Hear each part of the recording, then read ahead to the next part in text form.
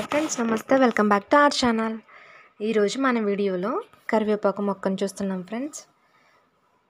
మనం కూరలలో విరివిగా వాడే కరివేపాకు మొక్కను మనం మొక్కల ద్వారా పెంచుకోవచ్చు. మొక్క నాటడం వల్ల పెంచుకోవచ్చు, అలాగే విత్తనాల ద్వారా కూడా వాటిని పెంచుకోవచ్చు ఫ్రెండ్స్.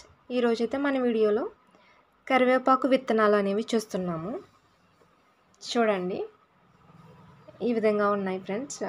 కొమ్మకి ఈ విధంగా చాలా గుత్తులుగా వచ్చాయి.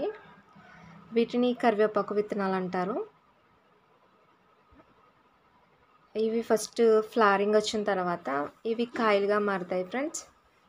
ఇవి ఫస్ట్ గ్రీన్ కలర్లోకి వచ్చి తర్వాత క్రమేపా కలర్ చేంజ్ అవుతూ నలుపు రంగులోకి వస్తాయి.